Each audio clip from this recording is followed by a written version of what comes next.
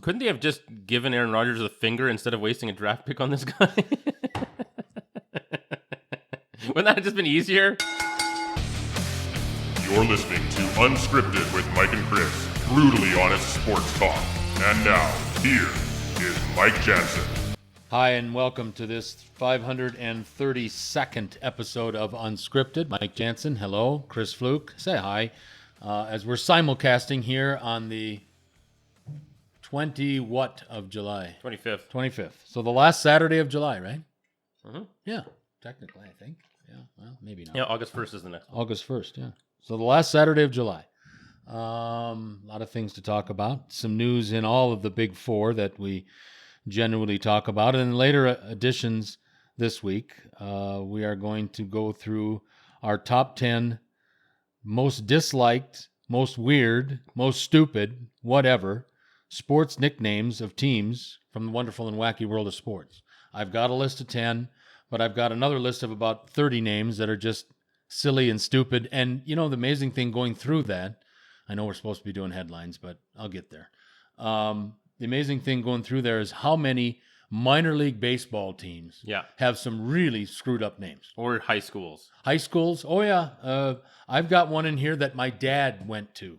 Oh. My dad went to this high school that made this list. And so I'm looking forward to that. But we've got headlines. And again, as we are introducing this video component into Unscripted with Mike and Chris, we have made it a kind of a staple in our first episode is to go through the headlines, go through those things that are making news from the wonderful and wacky world of sports over the last 24 to 48 hours. And with that in mind, I guess we lead off with the biggest news because, again, not because of who's running the league, but because of the popularity of the league. Just because, in spite of the leadership, the National Football League is still the most popular spectator sport in North America. And so we'll start there as the NFL and the NFL Players Association agreed on Friday to terms on changes to the collective bargaining agreement for this upcoming 2020 season. The NFLPA's team representatives voted 29-3 in favor of the agreement. I'm not going through the whole damn thing, but I will tell you, I'll give you the highlights. The highlights are training camps will start as scheduled, and I don't give a damn about the other 31 teams with the Green Bay Packers. They officially report on the 28th, so use that as your official starting date. But training camps will start as scheduled with veterans reporting no later than Tuesday. A two-tiered opt-out plan was agreed upon. Players will have to opt out of the season within 10 days of the agreement and will then earn a stipend for the year. Players who are considered high risk to COVID-19 can earn $350,000 and an accrued NFL season if they choose to opt out. Players who are deemed a lower risk can still opt out and they will make $150,000. And parlaying that information into this first story, we have officially our first opt-out, and it's not a surprise as this guy is a doctor. This guy is smarter than your average NFL football player. As Kansas City Chiefs offensive lineman and Canadian, Laurent, please say it, I can't. Duvernay-Tardif. Oh, that's beautiful. He's French, if you couldn't figure it out. He is the first NFL player to opt out of the upcoming campaign due to the COVID-19 pandemic. He acknowledged that the efforts from the NFL Players Association and the Chiefs medical staff has been very, very good, but he said that some risks will remain. So we have our first opt-out in the National Football League. He is, again, a Canadian who graduated from McGill University with a doctorate of medicine and master of surgery degrees. So this guy is beyond smart, and he has been one of the most active NFL players in supporting his community amid this coronavirus worldwide pandemic. And, here's a guy that started 17 games last year for the ultimate world champion Kansas City Chiefs. Obviously a very good football player, but obviously this guy is thinking about his long term more than he is the short term. I think, obviously, he'll be back in 2021, but here's a guy like some others we've seen in baseball, we've seen in hockey, we've seen in all the big four so far, sporadic guys opting out. But when this guy does it with his medical background, that's got to say volumes to a lot of people out there in the wonderful and wacky world of sports. Well, humans are better at learning things the hard way than by seeing someone else do the right thing. And, the part of the problem, I think, with people who aren't really taking COVID-19 seriously is that they kind of are able to downplay and dismiss it. Well, it's really hard to do that when you've been working on the front lines of the crisis in Montreal all summer, Right. and actually helping out and, seeing it firsthand. It's easy to just write it off as something that makes you stay home for 2 weeks with no consequences. We still don't know for sure if, getting it once doesn't seem to necessarily make you immune. It sounds like you can get it multiple times. It sounds like even if you're not too bad at first, there can be long-term liver damage. They're even talking about it can increase the chances that you're going to get other health problems going forward, lung damage as well. And it's just, we don't know really. And so you need to see things firsthand if you're like most humans. And for Mr. Duvernay-Tardif, or should I say Dr. Duvernay-Tardif, yeah, a solid O-lineman and one of the few starting Canadians in the NFL. And good for him for doing this and giving up millions of dollars to do a job that no disrespect for football players or anything, but I mean, he's doing something a lot harder and requires more bravery than playing football, and good for him. From 2.75 million to 150,000, he may have to clip coupons. And I'm only making a joke. I mean, this is the wise decision, and he's thinking long term. And I think the difference here for this guy is simply this. You always hear athletes talk about they only have a limited window of availability on their careers. Well, this guy's in a different category, obviously, and all due respect to this guy. Marvelously terrific athlete to play at the National Football League level, but the guy, obviously, to get through university with degrees like that, this guy's got a future. This guy will make up the difference between the 2.75 million and the 150,000 he's going to make. He will make up that difference. A lot of guys obviously don't have that on their resume, and I think that I'm very proud to know of a football player like this that has his future mapped out, and I'm, again, very happy to see this. A loss for the Kansas City Chiefs, but again, for this young man, great to see. I just need to make one comment about, you were talking about all the things that we don't know in regard to COVID. I thought it was funny that Rudy Gobert from the Utah Jazz came out this week. He, remember, was the guy that he was kind of the match light that started this whole thing. When he was the first one that was a confirmed corona case, all of a sudden, Adam Silver said, done, NBA, we're shutting down. Well, Rudy Gobert now is fully, back and ready to go. He's down in the bubble in Orlando, practicing with the playoff promised land Utah Jazz. But he has come out recently and said he still has not regained the full sense of smell or the full sense of taste yet. Since his... And he was at the very beginning. And he was back in March, right? Yeah. And so here's a guy that obviously, and for a lot of right reasons, he took some shit at the beginning, because when he licked all the microphones and did that stupid, idiotic bullshit stuff.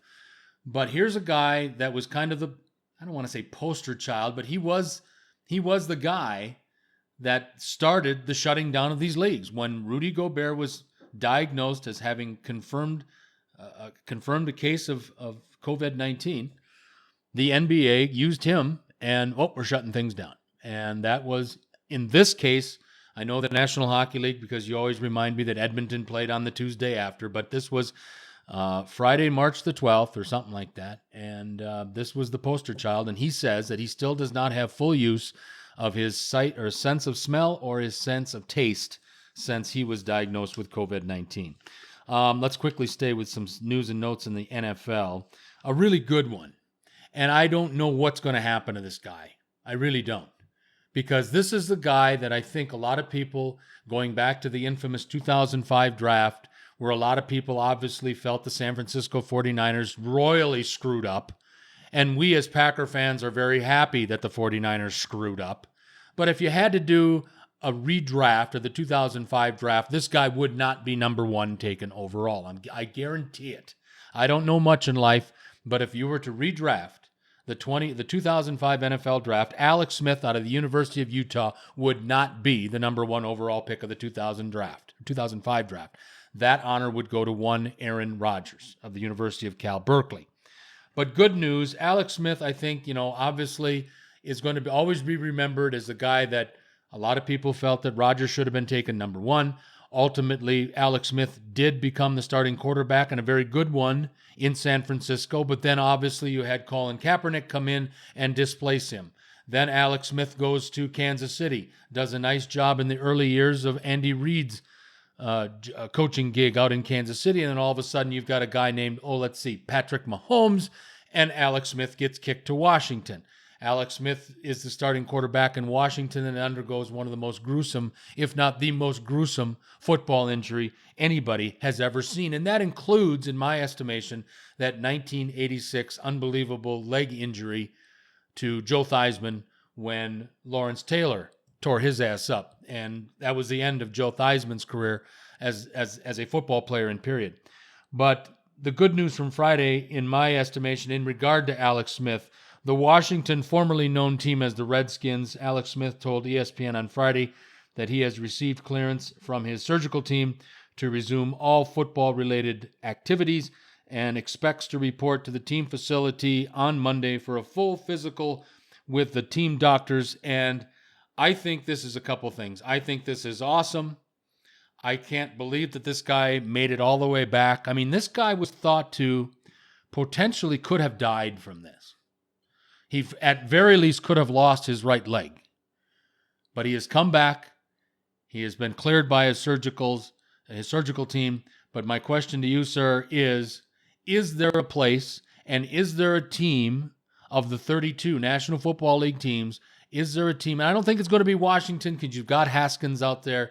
But do you think there is a team out there that will take a chance at the former number one overall pick in the 2005 NFL Draft out of the University of Utah, Alex Smith? I think it'll be hard for teams to believe that he has made the comeback all the way. I haven't watched that documentary on him, but apparently it's pretty intense and shows how intense it was physically and emotionally for him. And, walking around with some like medieval torture device on his leg and it was just crazy, I guess. And almost died of a staph infection, almost had the leg amputated, and just a complete disaster. The fact that he is fully cleared for all football activities by a surgical team is quite amazing. I mean, just to be able to walk around, have a normal life, I think at one point he must have been just hoping for. And I think he deserves another shot. Absolutely. I think teams will be a bit reluctant, but at the same time, he's a smart quarterback. He's a solid guy.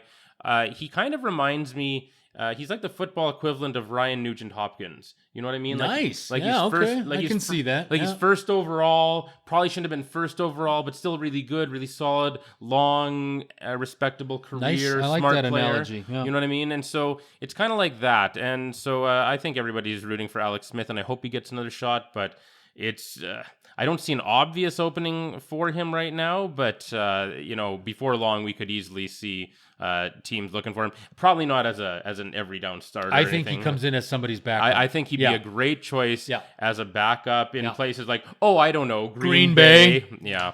Anyway, there you go. That's all. I'm having heart palpitations as it is enough today already. And Chris and I have been, we have been almost religiously trying to get a backup quarterback to Green Bay. In the 4 years I've known this man, we've been trying to get a backup. And Jordan Love is not the backup. Come on. You don't go from Utah State of the Mountain West Conference to the backup of a National Football League team. Couldn't they have just given Aaron Rodgers a finger instead of wasting a draft pick on this guy? Wouldn't that have just been easier? I'd have slept a lot better many nights since that end of April draft when we brought this guy in. And again, I'm not mad at Jordan Love. No, it wasn't him. It's not his fault. I'm mad at Brian Gutekunst. I'm mad at Matt LaFleur. And I'm mad at Mark Murphy for letting it happen. And here's the thing is, this was funny. I just read this today, and it's not in my notes, but I read it. Jordan Love signs his first rookie deal, 4-year deal. And the contract is guaranteed all 4 years, $12 million plus bucks. And there's a damn good chance. There's per year? No. Over the duration of But over the duration of the contract, the contract is guaranteed fully. 4 years, 12. I don't remember all the fine numbers, but it's $12 million plus. And I'm going to bet you, I'm going to bet you that I would be surprised if during that 4 years, Jordan Love takes a meaningful snap as the quarterback of the Green Bay Packers. Well, it depends on if management just really finishes this off and says, we're going to trade Aaron Rodgers for something or whatever the heck they're doing. I don't know what the hell they're doing. They want to go from an Aaron Rodgers team to a team of random young guys and be a rushing team or something, but then get rid of your good running. I don't know what the hell they're doing. It's the most inexplicable draft. I have a hard time believing, and I don't like to just casually speak in superlatives or anything, but I don't know. I can't really imagine that I'll ever see a more inexplicable draft. Now, you could say, the Philadelphia Eagles felt similarly about the Jalen Hurts selection when you have Carson Wentz, who's still a young guy. But this was the same. This was at least as bad, but plus the Packers did it earlier, and it was in the first round, and they moved up, and then they did it with their second-round pick with the running back, so it was definitely worse. Not only that, my friend, but think about it this way. Jalen Hurts has played in some big games in his college career at two of the biggest programs that we can talk about in the NC2A, and we're talking about a kid that played in the playoffs all 4 years at the major college level and won a national championship as the starting quarterback at Alabama. And after 3 runs to the playoffs with Alabama, then he goes to Oklahoma and leads the Sooners to the playoffs. There was also, I believe, because I think Howie Roseman is a terrific general manager, one of the best in the business, but Carson Wentz also has an injury history. He, the first 3 years in the league, he never finished the full season because he got hurt every damn year. So I think there was a little bit more legitimacy considering that Jordan Love, with all due respect to Jordan Love's biggest game was probably playing against Utah in the Utah State Bowl. I don't know, but the Mountain Valley Conference, obviously competition-wise, has schools like UNLV, UNR, that's Reno, San Jose State.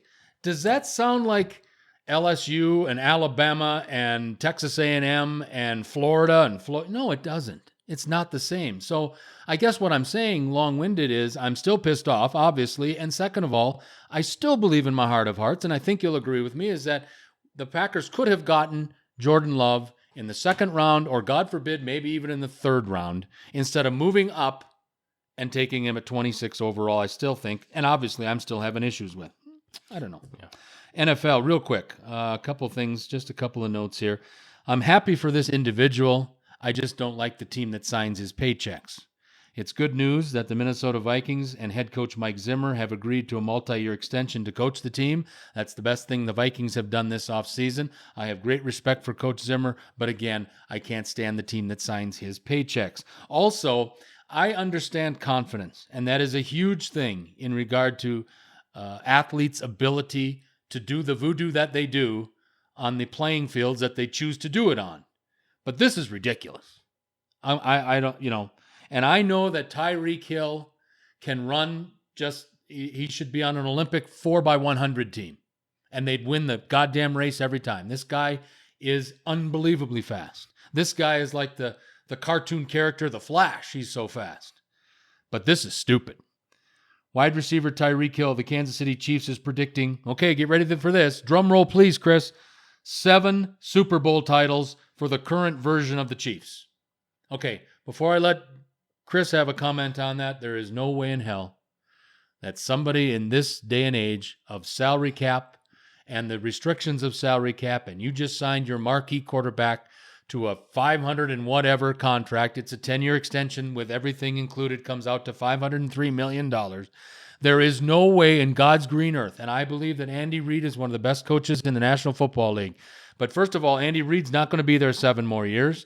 And in this day and age, you cannot put enough good football players around you with salary cap restrictions. There is no way you can do that to go on a 7-year run of championships. And I just have to correct Mr. Hill on one thing.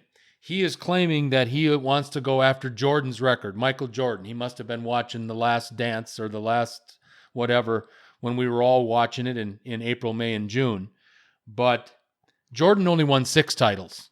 Jordan didn't win 7. He won 3 in a row in 2 separate occasions. So right off the bat, Tyreek Hill is crazy and his math skills suck. Well, Tyreek Hill, I heard where he said he wanted to do more than Jordan. Oh, more than Jordan? That's why. Okay. That's why All he right. said 7. So Well, his math skills still suck. yeah. Well, look. Recently, we did an episode where we, on our weekly top 10 list, we did top 10 assholes in sports. Yep. And I had a 3-way tie at one point. Yeah, you did. I remember. Right. Yeah. I had Matt Hasselbeck, Ronda Rousey, and Ryan Leaf all tied because they opened their mouths way too early and didn't back it up in the end. And Right. that's what's going to happen. Now, look, nobody's going to be surprised if Patrick Mahomes wins multiple Super Bowls. Correct. Oh, Nobody. but not 7 in a row. No, well, not in a row, certainly. But I look, if anyone was going to do it, it's Patrick Mahomes. But like you said, yes, anytime a quarterback is not on a rookie deal, never mind making $500 million, just not on the rookie deal, all of a sudden they don't win anymore. Russell Wilson and other examples. But I mean, with this one, look, they've got the makings there, but it was just a lazy way for Tyreek to say this. Don't get all caught up and say 7 Super Bowls and sound like Ryan Leaf or something. Don't do that. You can just say it in a different way. Say something like, we're building a legacy. We're trying to build a dynasty. We have the best quarterback. I love our coach. Things like that. Right. Like things like that Right. where no one can look back at you and make you and just think you're complete moron. If you look back in years from now, and even if they never won another Super Bowl, and you had just said, man, Andy Reid's awesome, Patrick Mahomes is awesome, we're really trying hard, we have the makings to do something special, nobody can look back at any of that and say, well, that was stupid, because it's not. All of that is just, those are just facts. But when it comes to making ridiculous predictions, I mean, say something like, the sky's the limit for us. We are not putting any limits on our expectations. There you go. Right? I mean, like, something like that. Keep your feet on the ground, keep reaching for the stars, like something like that. But so this was just super lazy by Tyreek Hill. And in the end, usually these guys eat their words, or almost always these guys eat their words. And even if Patrick Mahomes does win 7 Super Bowls, I'm not that sure that Tyreek Hill will be there for any or all of them. Welcome to this 532nd episode of Unscripted with Casey Kasem. Very nice. Thanks. I'm very happy that you came up with Casey Kasem.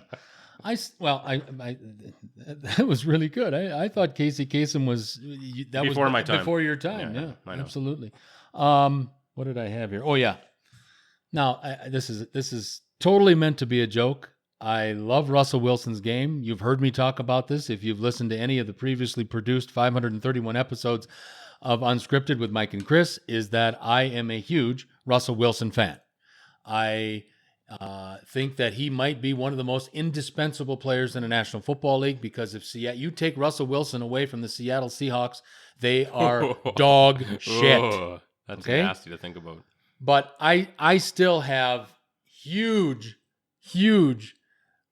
misbelief in this. When he was at the University of Wisconsin, he was married to a very attractive white woman. And not that I'm bringing up that. Mm-hmm. That had nothing to do with it. But they went their separate ways and divorced after his first or second year in Seattle. And Russell hooks up with a woman who I think is one of the most beautiful women, whatever, in the world. She is just astonishing with her beauty. And I'm talking about his new wife, Sierra. Okay, now you're trying to tell me, Russell Wilson, that you two abstained from sex until you got married. Okay, first of all, I find that really difficult to believe when you're talking about somebody that is absolutely stunning as Sierra. And if you can pull it off, congratulations. But all I'm going to say is, since they've gotten married, they've made up for lost time.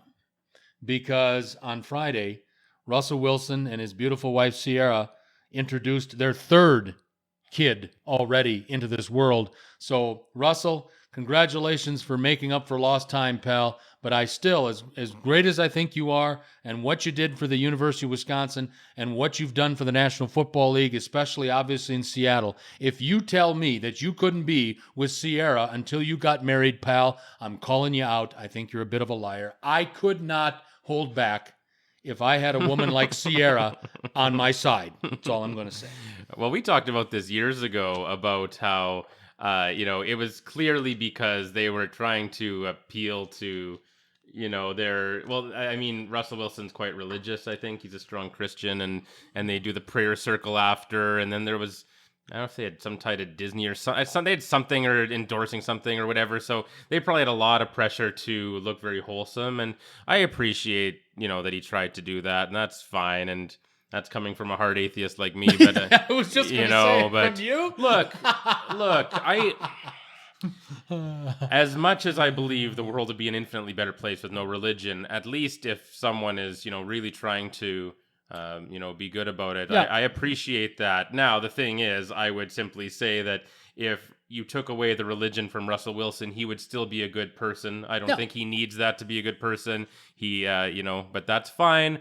But I don't just criticize someone for that. If they're a good person, they're really trying to, make the world a better place, then that's cool. But what is it with these guys having all these kids? Like, I get that, if you have all the money in the world, then that helps because kids are Expensive. allegedly very expensive, which I believe, but I'm not going to experience firsthand. But what is it with all the kids? I saw an article today about Todd Gurley. I don't know if you have anything about Todd Gurley in No, your I notes. don't have anything from Gurley today. So Todd Gurley is talking about today how he is unimpressed with Roger Goodell's plan. Notice how in the NHL you haven't heard anyone say they're unimpressed with Gary Bettman's plan, Exactly because right. he's a great planner. But nobody's very happy with Roger Goodell because we're not sure he does anything. He probably does a little more work than Robbie Manfred, who I don't even know if he has an office. But He's got a tent. yeah, probably. But so Todd Gurley said he's unimpressed with the come back to play plan, and just because of his lack of confidence in going back to work and the plan they have in place, or the lack of plan they have in place, he's considering sitting out the season just for that reason. Wow. Just because he doesn't think they've done a good enough job planning. And anyway, the reason I bring it up, it's relevant to what we were saying anyway, but also he said, and I was shocked to see this because he's a 25-year-old NFL player. He's like, I don't have a wife and I don't have any kids. And I was just like, it was the weirdest thing. I don't remember ever in my life seeing a 25-year-old NFL player of any race. I'm not saying a race thing here. A 25-year-old NFL player saying, I don't have a wife or kids. I was just blown away by that, because usually it's like, oh yeah, we're having our 7th, like Phillip Rivers has 8, and now Ben Watson has 7, and I'm like even if I had all the money in the world, I wouldn't. But look at my favorite quarterback, Aaron Rodgers, just broke up with the car driver. He's now 36. Does he have? He's never been married. No, he has no kids. And he has no kids either. No kids. So wow. It's both end of the spectrum. But to me, that's the exception. He's like the person who smokes for 80 years and doesn't get cancer. It's like, that's an exception. Doesn't mean like, you look at most NFL players. How many NFL players do you see have kids when they're drafted? Like, they're drafted and they're holding a baby, and I'm like, what the hell is that? That's a like, good point. I'm 40 and I'm not ready to have kids. So to me, it's just anyone who's like 20 having a kid is just the craziest shit to me ever. Well, and again, I can relate to that because I didn't have my first one till I was, I should know this, probably 35. Yeah. 35. Oh, yeah, okay. Because Olivia's 21 and I'll be 56. So yeah. The math works out. Wow. So I was 35, and then we had Jenna when I was 40. So, wow. Okay. Here's a little food for thought for you. I've been kind of discussing back and forth with some issues with my eldest daughter. If you're going to have kids, probably better. Now, for me, it was better to have them later, obviously, because I wasn't done having fun. Mm-hmm. But if you are one of these guys that wants a treehouse full of kids someday, probably have them a little bit earlier, because it gets tougher. It gets tougher because I get more cynical in my ways, and I've been through a lot of life already, and I see these 21-year-olds when I had them at 35, and you're wondering, what the hell's going through your mind? So, whatever. Couple of things as on this headline edition of Unscripted. We got to switch gears real quick to Major League Baseball, and not that that's always my favorite thing, because I do have to make a comment right off the hop here. Watching baseball with fans is hard enough, unless it's a playoff game. Watching baseball with no fans is to me, is torture. They can't spit, they can't scratch, they can't, it's not the same. I tried to watch, as I mentioned in our special edition, Thursday edition, episode 531, I tried to watch Yankees Nationals, and that was just pathetically boring. I tried to watch Cubs and Brewers yesterday from Wrigley. I got about maybe 10 minutes in, and I switched to Hogan's Heroes or something else because I just couldn't watch baseball anymore. It's just unbelievably boring. But I guess the real quick answer is the one up thing is games are getting done at a record pace. There's no bullshit with the fans. There's none of this crap. I mean, the games just go boom, boom, boom. They're moving right along. But the big thing, I got 3 baseball stories real quick to get to real quick. Let's start with that. And this shows that we as sports fans in North America are dying for competition. I don't care if it's turtle races. I don't care if it's watching bees fly. But if you can bet on something, we're going to watch it. And the reason I'm saying that, the Major League Baseball season opener between the Yankees and the Nationals on Thursday night from Nationals Park in Washington, D.C., was the sport of baseball's most watched game on any network in 9 years.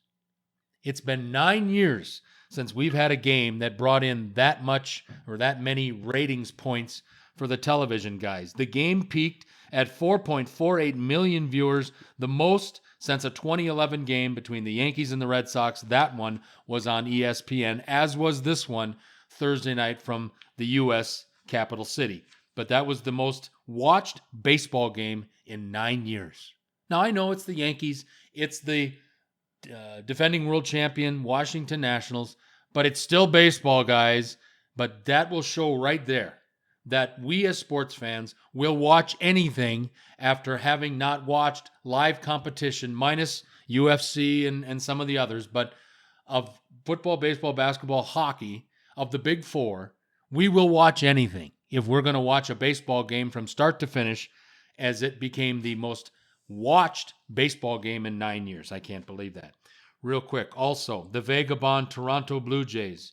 Now, I know Chris and I aren't huge fans, but we will get all 60 Blue Jays games broadcast up here. So whether we mean to or not, we may fall into a Blue Jays game. But the Blue Jays, unfortunately, will be playing their home games this year in Buffalo's Salem Field, after discussions with the Pirates and the Orioles to use their stadiums didn't come to fruition. The Orioles, or more specifically the state of Maryland, invited the Blue Jays to use Camden Yards in Baltimore, but not until the month of September for some reason that I am not aware of. So for whatever the reason that they couldn't start using Camden Yards until September, I don't know. But in the interim, they are going to be playing at their AAA affiliate in Buffalo. And I think that's probably wise, even though that they need to improve the lighting there. They need to make it a Major League Baseball facility. I don't think they're going to have to do that. But in this condensed season, you've got 30 games to call your home park. You would rather do it at somewhere where some of the guys have familiarity than going and playing 60 road games, I think. I think considering the circumstances and considering that Pennsylvania wouldn't let them in, the country of Canada wouldn't let them in, and obviously the state of Maryland wouldn't let them in until September 1st for some silly reason. But regardless, I think this is the best scenario for the Blue Jays because a lot of their players at least have spent some time playing at Salem Field in Buffalo, because that, again, is the AAA affiliate of the Toronto Blue Jays. Yeah, well, there's a long history of Toronto-Buffalo connection. I mean, a lot of Bills fans are from Toronto and even Montreal. Is and it, 90 miles away or something? It's not like very that? far, yeah. And I mean, that's where, the NFL held some Buffalo home games in Canada and Toronto, right. for That's a while. right. And so Yeah. there's a strong connectivity there for sure. So it makes sense. I think that's about as logical a destination as you could have come up with, even if they weren't a minor league affiliate. Right. So, yeah, it was the obvious choice for sure. And one final baseball note for you as we wrap up this 532nd episode of Unscripted. Whether you like it or not, Major League Baseball is expanding the postseason just for this season, but they are expanding the postseason from the current 10 teams to 16 teams for this season. So basically, of the 15 teams in the American League, 15 teams in the National League, 8 of those 15 teams will see postseason action. So does this hurt teams? Does this help teams? It certainly helps teams that are thinking they were only going to win, let's say, 25 out of 60 games, because I think at 25 wins, that would be the barest of minimum that you would need to probably qualify for the playoffs. And then the format would be a first round would be best of 3. Then you'd get back down to the normal 10 teams, and then it would be back to best of 5 in the first round.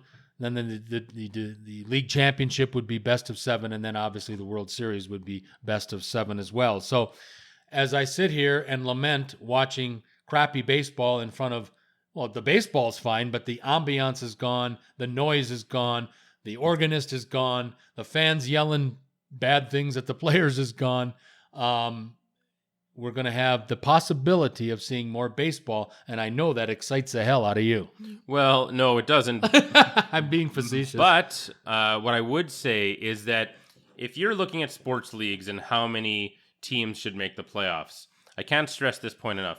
The less parity you have in your league, the more teams should make the playoffs. Yeah, that's right? true. Because I mean, and nothing has less parity than baseball, where you have, you know, the Yankees and they can pay a luxury tax and it doesn't even faze them at all. And then you have the ultra small market teams, and unless you get some Moneyball stuff going on, they don't do anything.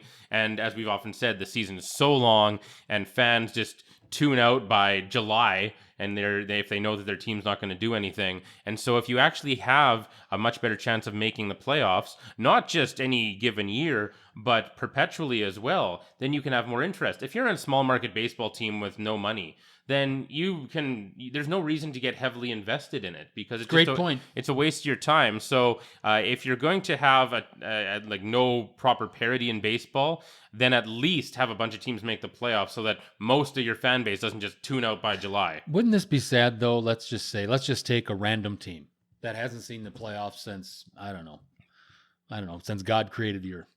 The Baltimore Orioles. Let's say for some reason, I'm not predicting this is going to happen, I'm just throwing out a scenario. Wouldn't it be ironic that they expand the playoffs? They are allowing, 6 more teams in, 3 in the National League, 3 in the American League. Wouldn't that be something if one of the 3 teams happened to be the Baltimore Orioles, and they somehow get on a magical carpet ride and they qualify for the expanded playoffs, and their fans can't even watch? I mean, they can watch on TV, but this is going to affect all teams' fan bases by not being able to be a part of it and not being able to go out to the ballpark and be a part of what could be a special season for shitty teams that have shown no inkling that they were going to make the playoffs. Well, now teams like Baltimore and Seattle and I don't know, the Chicago White Sox and the Texas Rangers have the thought in the back of their mind, the Pittsburgh Pirates, that, God damn, they're letting 6 more teams in. Maybe we got a shot this year. And they won't be able to enjoy that with their fans because the fans can't get into the ballpark. Well, I mean, again, unbelievably weird year. This is exclusive to 2020, we hope, especially the United States. If you get the United States approached and went over 80,000 cases of COVID just yesterday. So maybe this might be the norm moving forward if we don't get some, people starting to play nice in the sandbox down in the United States. But, I mean, wouldn't that be something if, God forbid, the Baltimore Orioles make a playoff run and their fans can't go out to Camden Yards and enjoy it? Well, if you're an Orioles fan, you'll take whatever you can get. So, you've been disappointed pretty much since ever. So, but I mean, again, an unbelievable circumstance in an unbelievable time in our history. I mean, I'm going to be older and older every year, just like everybody else. And I'm going to be sitting there someday and I'm going to be going, that year, 2020 just changed everybody's lives. It changed the way we do business. It's going to change the way we do where we work. It's going to change the way it's just going to change, I think, almost anything feasibly possible. I just think, and I remember you telling me on, I don't remember what episode it was, but there was something coming, every 100 years.